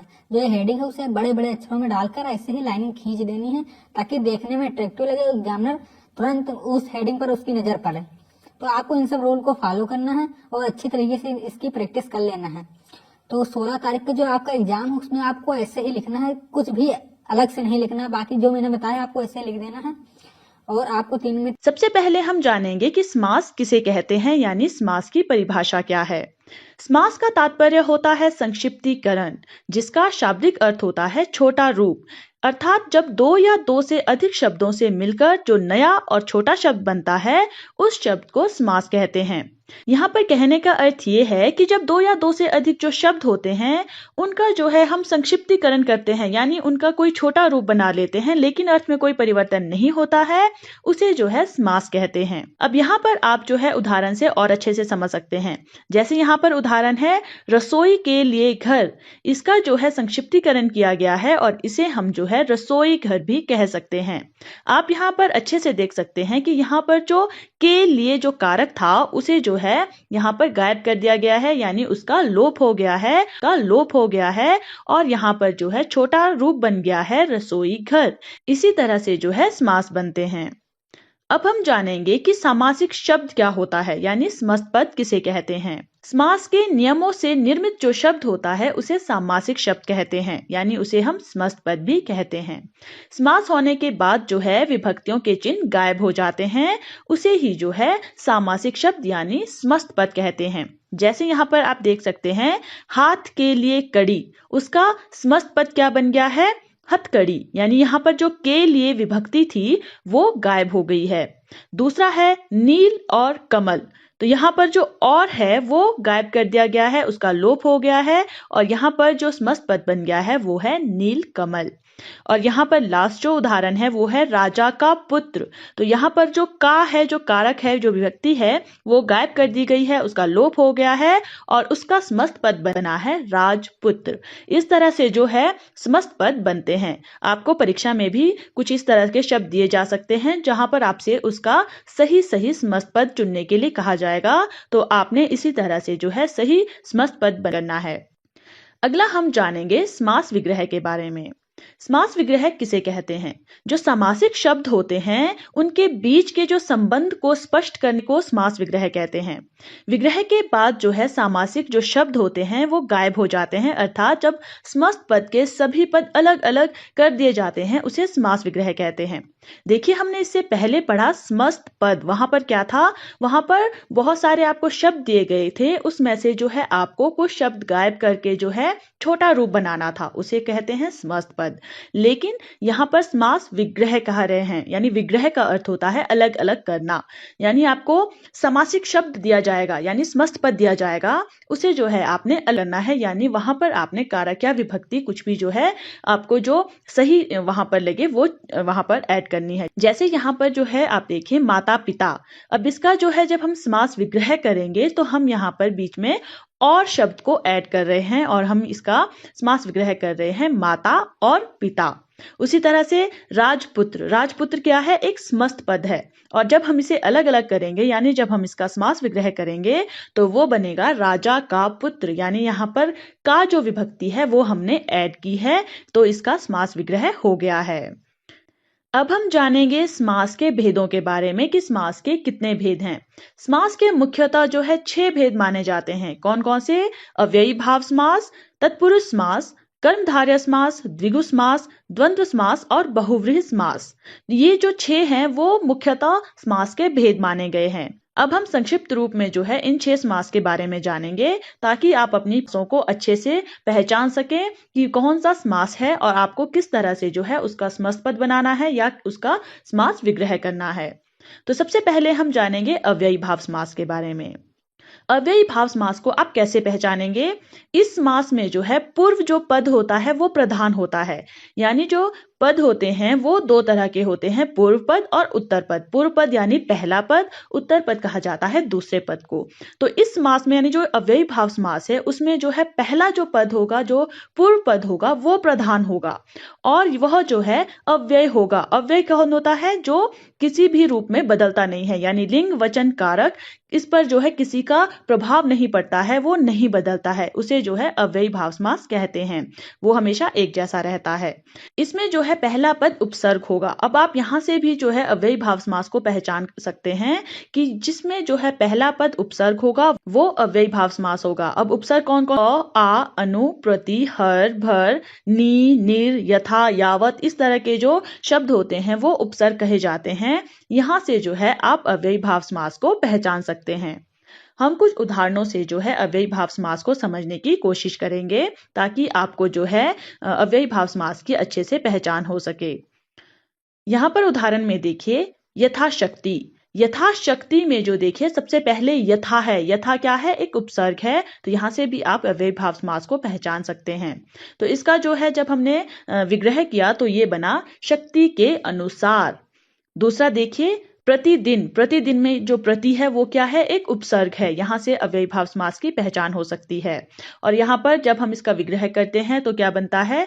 प्रतिदिन। इसी तरह से देखिए और उदाहरण है रातों रात, रात ही रात में। आमरण, आमरण अर्थात मृत्यु तक। निर्भय अर्थात बिना भय के, अनुभय के। अनुकूल, इसका भी अर्थ हुआ जब हमने इसका विग्रह किया मन के अनुसार। बेशक का जब हमने विग्रह किया उसका बना शक के बिना। इस तरह से जो है अव्ययी भाव समास को आप पहचान सकते हैं और उसका विग्रह आपने किस तरह से करना है वो भी आप यहाँ पर देख सकते हैं। यहाँ पर आप देख सकते हैं कि जो उदाहरण है उसमें यथा, प्रति, आ, नी, अनु, बे, इस तरह के जो ये पहले जो पद हैं वो क्या है, वो आपके उपसर्ग हैं। यहाँ से आप अव्ययी भाव समास की पहचान कर सकते हैं। अगला जो हमारा समास है वो है तत्पुरुष समास। तत्पुरुष समास को आप कैसे पहचानेंगे? तत्पुरुष समास में जो है उत्तर पद प्रधान होता है। अब इससे पहले आपने अव्ययी भाव समास जाना। अव्ययी भाव समास में क्या था? पूर्व पद प्रधान था। लेकिन तत्पुरुष समास में क्या है? उत्तर पद प्रधान है और जो पूर्व पद होता है वो गौण होता है, उसे जो है तत्पुरुष समास कहते हैं। यह कारक से जुड़ा समास होता है। इसे बनाने में दो पदों के बीच कारक चिन्हों का लोप हो जाता है, उस तत्पुरुष समास कहते हैं। अब यहाँ पर जो है समास विग्रह जब होता है तो वहां पर कारक का प्रयोग होता है तत्पुरुष समास में, और जब हम इसका समस्त पद बनाते हैं तो जो कारक है उसका लोप हो जाता है। ये तत्पुरुष समास में आपने ध्यान में रखना है। इस समास में साधारणतः प्रथम पद विशेषण और द्वितीय पद विशेष्य होता है, यानी जो प्रथम पद है वो विशेषण होता है और जो दूसरा पद होता है वो विशेष्य होता है। और द्वितीय पद अर्थात बाद वाले पद के विशेष्य होने के कारण इस समास में उसकी प्रधानता रहती है, यानी जो दूसरा पद है उसकी विशेषता बताई जा रही है, इसलिए उसकी प्रधानता इस समास में रहती है। यानी पहले ही हमने कहा है जो ये तत्पुरुष समास है उसमें उत्तर पद प्रधान होता है, यानी जो बाद वाला पद होगा वो प्रधान होगा। अब हम उदाहरण से इसे और अच्छे से जानेंगे। तो यहाँ उदाहरण देखिए, धर्म का ग्रंथ, यानी जब हमने इसका समस्त पद बनाया तो बना धर्म ग्रंथ, यानी यहाँ पर प्रधान क्या है? ग्रंथ है। उसकी विशेषता बताई जा रही है कि जो ग्रंथ है वो धर्म पर आधारित है। दूसरा उदाहरण देखिए, राजा का कुमार, और जब हमने इसका समस्त पद बनाया तो यहाँ पर का यानी जो विभक्ति है, जो कारक है, उसका लोप हो गया है और उसका जो समस्त पद बना है वो बना है राजकुमार। तीसरा उदाहरण देखिए, तुलसीदास द्वारा कृत, यहाँ पर द्वारा जो है उसका लोप हो गया है जब हमने इसका समस्त पद बनाया, यानी इसका जो समस्त पद है वो बना तुलसीदास कृत। इस तरह से जो है आप तत्पुरुष समास को पहचान सकते हैं और आपने ये जाना कि आपको उसका समस्त पद कैसे बनाना है और जब आप उसका विग्रह करेंगे तो किस तरह से आप उसका विग्रह करेंगे, यानी इसमें आपने कारक का प्रयोग करना है जब आप विग्रह करेंगे। अब हम जानेंगे कर्मधारय समास के बारे में कि कर्मधारय समास को आप कैसे पहचानेंगे। जो कर्मधारय समास है उसका जो उत्तर पद है वो प्रधान होता है। अब जो कर्मधारय समास है और तत्पुरुष समास है उसमें दोनों में जो है उत्तर पद है वो प्रधान होता है, लेकिन कर्मधारय समास में उत्तर पद का क्या है? उसमें जो है पद है वो प्रधान होता है, लेकिन कर्मधारय समास में उत्तर पद का क्या है? उसमें जो है लिंग वचन भी समान होते हैं। जो कर्मधारय समास है उसके लिंग और वचन जो है वो भी समान रहते हैं, और जो समास में विशेष्य, विशेषण और उपमेय उपमान से मिलकर बनते हैं उसे कर्मधारय समास कहते हैं। यानी जो भी समास ये विशेषण और विशेष्य और उपमेय और उपमान से मिलकर बनते हैं उसे कर्मधारय समास कहते हैं। अब अच्छे से समझने के लिए देखिए कि जो कर्मधारय समास में जो है व्यक्ति, वस्तु आदि की विशेषता का बोध होता है, यानी आपने ये यहाँ पर ध्यान में रखना है कि जो कर्मधारय समास है उसमें व्यक्ति, वस्तु आदि का विशेषता जो है उसको बतलाया जाता है, और कर्मधारय समास के विग्रह में हमेशा ही है जो या के समान है जो या रूपी जो शब्द होते हैं उसका प्रयोग होता है। यानी जब भी आप कर्मधारय समास का विग्रह करें तो वहां पर जो है हमेशा ही है जो, के समान है जो या रूपी शब्द का प्रयोग करना है। और अगर आपको समस्त पद बनाना है तो जो आपको दिया गया है, जो शब्द दिए गए हैं, समास विग्रह दिया गया है, उसमें है जो, के समान है जो या रूपी जैसे शब्दों का अगर प्रयोग किया गया है तो वो कर्मधारय समास है। तो आपको उदाहरण से आप अच्छे से समझ पाएंगे। तो उदाहरण देखिए, चंद्रमुख, तो यहाँ पर जब हमने विग्रह किया तो क्या बना? चंद्रमा के समान मुख वाला। यहाँ पर देखिए विशेषता बताई गई है, किसकी? मुख की विशेषता बताई गई। जो उत्तर पद है उसकी विशेषता बता रहे हैं किसकी तरह है वो मुख? चंद्रमा की तरह है। अब दूसरा देखिए, दही बड़ा, यानी दही में डूबा बड़ा। यहाँ पर विशेषता क्या है? जो बड़ा है वो दही में डूबा हुआ है, तो उसकी विशेषता बताई जा रही है। तीसरा उदाहरण देखिए, गुरुदेव। गुरुदेव का जब हमने समस्त पद से विग्रह किया तो वो बना गुरु रूपी देव, यानी यहाँ पर देखिए रूपी शब्द का प्रयोग किया गया है जब इसका विग्रह किया गया है। चौथा देखिए, चरण कमल, यहाँ पर जब हमने विग्रह किया तो बना कमल के समान चरण। यहाँ देखिए पांचवा दिया है नील गगन, नीला है जो गगन। यहाँ पर भी विशेषता बताई जा रही है और है जो जैसे जो शब्द हैं वो प्रयोग किए जा रहे हैं। इसी तरह से जो है आप कर्मधारय समास की पहचान कर सकते हैं और उसका विग्रह किस तरह से करना है ये भी आपको ज्ञात हो गया होगा। अब हम जानेंगे द्विगु समास के बारे में कि द्विगु समास किसे कहते हैं और आप कैसे उसे पहचान सकते हैं। द्विगु समास को पहचानने का सबसे आसान तरीका ये है कि जो उसका पूर्व पद होगा यानी जो उसका पहला पद होगा वो संख्यावाचक होगा। कभी कभी जो उत्तर पद है वो भी संख्यावाचक होता हुआ ऐसा देखा जा सकता है, यानी जहां पर भी संख्या का प्रयोग किया गया होगा वहां पर आप झट से पहचान सकते हैं कि वो द्विगु समास ही होगा। इस समास में जो प्रयुक्त संख्या होगी वो किसी समूह को दर्शाती है, किसी अर्थ को नहीं। यानी यहाँ पर जो संख्या है वो अर्थ के बारे में नहीं होगी, वो समूह को दर्शाने वाली होगी। ये आपने ध्यान में रखना है। इससे समूह और समाहार का बोध होता है, इससे समूह और समाहार का बोध होता है, इसे द्विगु समास कहते हैं। यानी द्विगु समास को पहचानने का सबसे आसान तरीका यही है कि वहां पर संख्या का प्रयोग किया गया होगा। वो पूर्व पद में भी हो सकता है और उत्तर पद में भी हो सकता है। अब यहाँ पर आप इसे कुछ उदाहरणों से पहचान सकते हैं। उदाहरण देखिए, नवग्रह। नवग्रह में देखिए नव यानी नौ, नौ जो पहला पूर्व पद है वो 9 संख्या को दर्शा रहा है, तो यहाँ पर आप झट से पहचान सकते हैं कि ये द्विगु समास है। और जब हम इसका विग्रह करेंगे तो किस तरह से करेंगे, नवग्रह 9 ग्रहों का समूह। उसी तरह से दोपहर यानी 2 पहरों का समूह। त्रिवेणी यानी 3 वेणियों का समूह यानी 3 नदियों का समूह। पंचतंत्र, पंचतंत्र पंच यानी 5 तंत्रों का समूह। त्रिलोक, त्रि यानी 3 लोकों का समाहार। इस तरह से जो है आप द्विगु समास का विग्रह के लिए द्विगु समास में संख्या का ध्यान रखना है। अगला जो हमारा समास है वो है द्वंद्व समास। द्वंद्व समास को आप किस तरह से पहचानेंगे, इस समास में जो है दोनों जो पद होते हैं वो दोनों ही प्रधान होते हैं। किसी भी पद को गौण नहीं कहा जा सकता है, यानी जो दोनों पद इसमें दिए गए होंगे वो दोनों ही प्रधान होंगे। ये दोनों पद जो है एक दूसरे पद के विलोम होते हैं। ये हमेशा होता नहीं है, लेकिन आप देख सकते हैं कि परस्पर जो है ये देखा गया है। सामान्यतः ये होता है कि द्वंद्व समास में जो पद होते हैं, जो 2 पद होते हैं वो एक दूसरे के विलोम भी होते हैं। इसका जो विग्रह होता है उसको करने पर और, अथवा, या, एवं इस तरह का प्रयोग होता है, उसे जो है द्वंद्व समास कहते हैं। द्वंद्व समास में जो है योजक चिन्ह या फिर या का प्रयोग होता है। इसमें या का बोध होता है या उसमें योजक चिन्ह का प्रयोग किया जाता है। जहां पर भी योजक चिन्ह का प्रयोग होगा वहां पर आप समझ जाइए कि वहां द्वंद्व समास है, और जहां पर दोनों पद ही प्रधान होंगे, ये आपने ध्यान में रखना है। उदाहरण से आप और अच्छे से समझ पाएंगे। उदाहरण देखिए, जलवायु यानी जल और वायु। अपना पराया, अपना या पराया।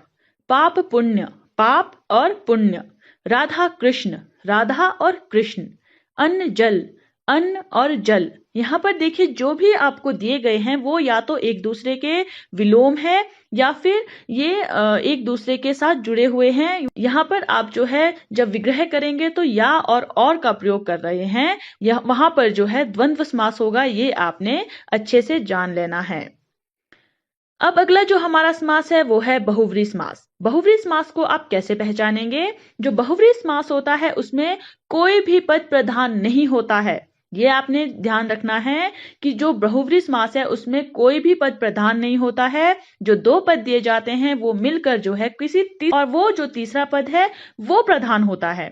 इसका जब हम विग्रह करते हैं तो इसका विग्रह करने वाला है, जो, जिसका, जिसकी, जिसके, वह आदि यहाँ पर आते हैं, वो जो है बहुव्रीहि समास कहलाता है। अब आपने यहाँ पर केवल इतना ध्यान में रखना है कि जो बहुव्रीहि समास है उसमें कोई भी पद जो है वो प्रधान नहीं होता है। वो जो 2 पद दिए जाते हैं वो किसी तीसरे पद को बनाते हैं। ये जो है अब उदाहरण से और अच्छे से समझ पाएंगे। उदाहरण देखिए, गजानन। यहाँ पर देखिए आपको 2 जो दिए गए हैं पद वो है गज और अनन। और यहाँ पर देखिए जब हम विग्रह कर रहे हैं तो वो लिख रहे हैं गज का आनन है जिसका। अब गज का आनन है जिसका, आनन जो है वो मुख को कहा जाता है, गज कहा जाता है हाथी को। अब यहाँ पर देखिए गज और आनन गज यानी हाथी और आनन यानी मुख। ये जो दो पद आपको दिए गए हैं वो दोनों ही प्रधान नहीं है। अब ये तीसरा जो शब्द क्या बना रहे हैं, गज का आनन है जिसका, यानी किसके बारे में बता रहे हैं, गणेश के बारे में, जो गणेश भगवान है उनके बारे में बता रहे हैं, और वो जो है प्रधान है। अब यहाँ पर देखिए वो क्या है, तीसरे शब्द को बना रहे हैं। यहाँ पर आप बहुव्रीहि समास को पहचान सकते हैं, यानी जो दो शब्द दिए गए होंगे वो किसी तीसरे शब्द को ही दर्शा रहे होंगे। यहाँ पर उदाहरण और देखिए, त्रिनेत्र, तीन नेत्र हैं जिसके, ये किसे दर्शा रहा है, शिव भगवान को। नीलकंठ, नीला है कंठ जिसका, अब नीला कंठ किसका होता है, भगवान शिव का होता है, यानी नीलकंठ जो नीला गला किसे हैं, दो जो ये पद हैं वो प्रधान नहीं है, वो किसी तीसरे शब्द को बता रहे हैं, यानी शिव के बारे में जो है वो संकेत कर रहे हैं, वो प्रधान है। तो इस तरह से आप बहुव्रीहि समास को पहचान सकते हैं। जैसे लंबोदर, लंबा है उदर जिसका, यानी उदर कहते हैं पेट को, लंबा है उदर जिसका, यानी ये भी गणेश भगवान के बारे में कह रहे हैं। दशानन, दश है आनन जिसके, दशानन 10 यानी 10 और आनन यानी मुख, 10 मुख किसके हैं, रावण के हैं। तो यहाँ पर देखिए जो शब्द दिया है वो अपने आप का अर्थ ना बताकर जो है किसी तीसरे शब्द को बना रहा है और उसे ही जो है प्रधान माना जाता है, यानी उसको अलग से जो है दर्शा रहा है। ये जो है बहुव्रीहि समास की विशेषता है, ये आपने ध्यान में रखनी है। अब यहाँ तक जो है आप समास के बारे में संक्षिप्त रूप में जान गए हैं और समास के भेदों के बारे में संक्षिप्त रूप में जान गए हैं कि किस तरह से आप समास को पहचान सकते हैं और किस तरह से आप उसका समासपद या समास विग्रह कर सकते हैं।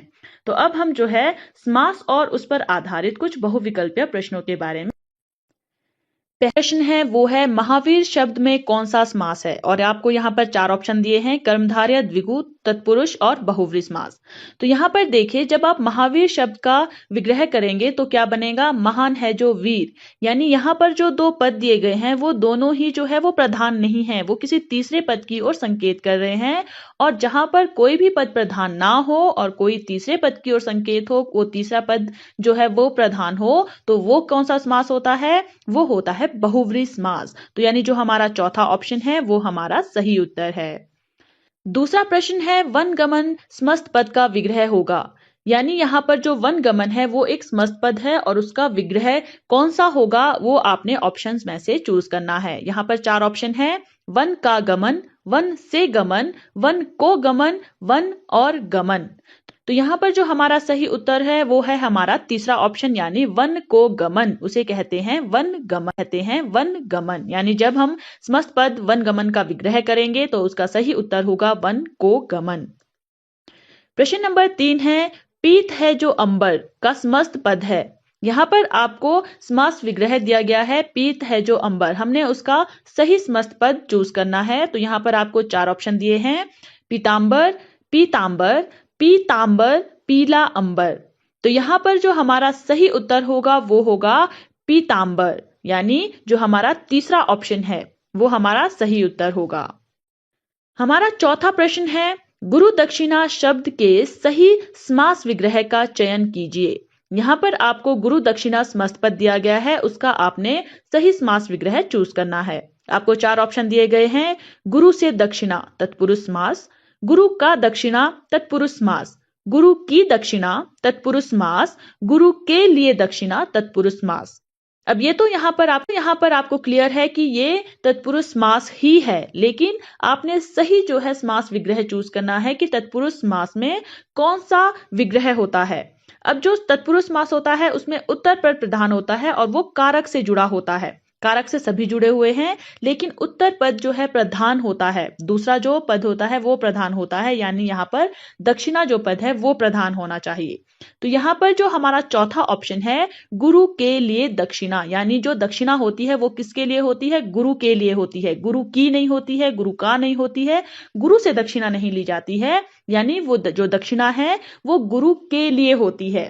तो यहाँ पर जो हमारा चौथा ऑप्शन है वो हमारा सही उत्तर है। प्रश्न नंबर 5 है दिनचर्या समस्त पद का विग्रह है, यानी दिनचर्या जो है वो क्या है, समस्त पद है और उसका सही विग्रह हमने चूज करना है। तो यहाँ पर 4 ऑप्शन है, दिन की चर्या, दिन में आराम, दिन में चलना। दिनचर्या जो होता है वो होता है दिन भर का काम जो होता है। तो दिनचर्या का जो सही उत्तर है, जो सही विग्रह है, वो है दिन की चार्या, यानी जो हमारा पहला ऑप्शन है दिन की चार्या, वो हमारा सही उत्तर है। प्रश्न नंबर 6 है, चतुर्भुज शब्द में कौन सा समास है? चतुर्भुज जो शब्द है उसमें कौन सा समास है, ये आपने चूज करना है। आपको 4 ऑप्शन है, कर्मधारय, द्विगु, तत्पुरुष या बहुव्रीहि समास। तो यहाँ पर जो चतुर्भुज है, जब हम उसका विग्रह करते हैं तो बनता है 4 है भुजाएं जिसकी। अब 4 है भुजाएं जिसकी, यानी यहाँ पर जो 2 आपको पद दिए गए हैं उनमें से कोई भी प्रधान नहीं है, वो तीसरा शब्द बना रहे हैं, तीसरे पद की ओर जो है वो आपका संकेत कर रहे हैं। तो 4 है भुजाएं जिसकी किसे कहा जाता है? विष्णु भगवान को कहा जाता है। और जहां पर जो है तीसरा पद प्रधान हो जाता है वो क्या होता है? बहुव्रीहि समास में। तो हमारा जो चौथा ऑप्शन है बहुव्रीहि समास, वो हमारा सही उत्तर है, यानी चतुर्भुज जो शब्द है उसका समास होगा बहुव्रीहि समास। प्रश्न नंबर 7 है, गजानन समस्त पद का विग्रह होगा।